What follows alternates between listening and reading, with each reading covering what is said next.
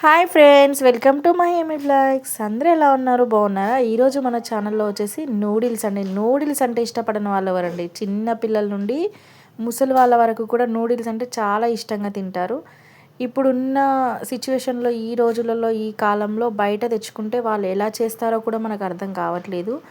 వాళ్ళు ఎలా అందులో ఏ ఐటమ్స్ వేస్తారు, ఏ వాటర్తో వాష్ చేస్తారు, వాటిని ఎలా ఉడకబెడతారు అనేది కూడా మనకు అర్థం కాదు. అంతా అన్నీ వాళ్ళు ఇష్టం ఉన్నట్టు వేసేస్తారు. ఆయిల్ కూడా మంచి ఆయిల్ యూజ్ చేయరు.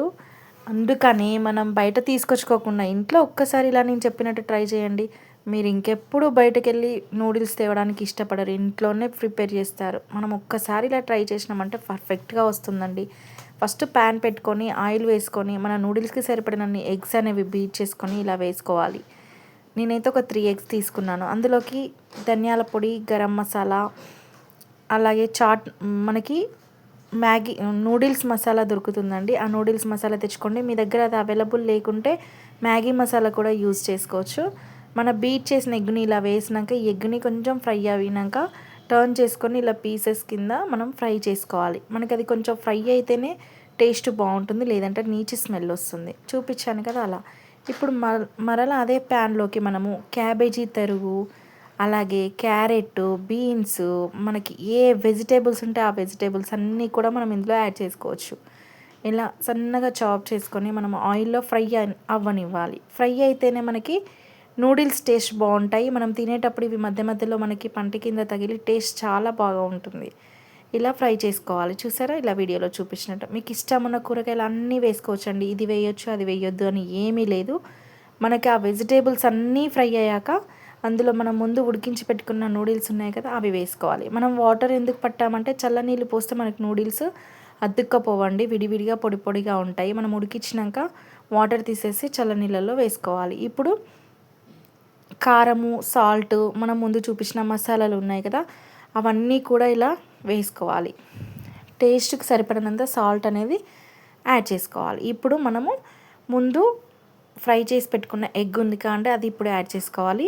మీకు చికెన్ నూడిల్స్ కావాలంటే చికెన్ని కూడా డీప్ ఫ్రై చేసుకొని ఈ టైంలో యాడ్ చేసుకోవచ్చు.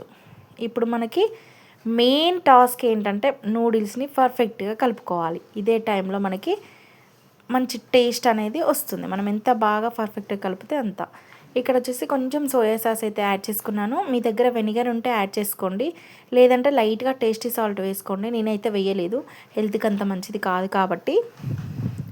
మనం అవేవి వేయకున్నా కూడా టేస్ట్ అయితే చాలా బాగుంటుందండి. చూసారు, ఇప్పుడు మనము మొత్తం నూడిల్స్ మొత్తం కూడా మనం వేసిన ఇంగ్రీడియంట్స్ మొత్తం కలిసేట్టు ఇలా కలుపుకోవాలి. వీడియోలో చూపించినట్లు చూడండి. మనము ఈ కలపడంలోనే మనకి అసలైన టేస్ట్ అనేది యాడ్ అవుతుంది. మీకు టమాటా కెచప్ కావాలంటే లాస్ట్లో యాడ్ చేసుకోండి, ఆప్షనల్ అండి అది. అందరూ ఇష్టపడరు కదా, తినేవాళ్ళు యాడ్ చేసుకోండి, లేదంటే స్కిప్ చేయండి. మన ఎమ్మి నూడిల్స్ అయితే రెడీ అయిపోయాయి. చూడండి, చూస్తూనే నోరు ఊరిపోతుంది కదా. ఇంకా ఫైనల్లీ పైనుంచి కొత్తిమీరతో గార్నిష్ చేసుకున్నాను. ఇక్కడ వచ్చేసి మా బాబు తీస్తున్నాడు వీడియో, సో అందుకే అలా కొంచెం షేక్ అయ్యిందండి. ఏమనుకోకుండా అడ్జస్ట్ అవ్వండి, ఓకేనా ఫ్రెండ్స్. చూడండి, ఎమ్మి నూడిల్స్ అయితే ఏం చక్క మనకి రెడీ అయిపోయాయి. రండి, వచ్చేసేయండి, తినేద్దాం. ఓకే ఫ్రెండ్స్, నా వీడియో ఎలా అనిపించింది అనేది ఖచ్చితంగా కామెంట్ చేయండి. మన ఛానల్లో రెసిపీస్ వీడియోస్ కావాలా, లేదంటే ఎంటర్టైన్మెంట్ వీడియోస్ కావాలా, షార్ట్స్ కావాలా అనేది ఖచ్చితంగా నాకైతే కామెంట్ చేయండి. నా వీడియో ఎలా అనిపించింది అనేది ఒక లైక్ ఇవ్వండి. Thank you, bye bye.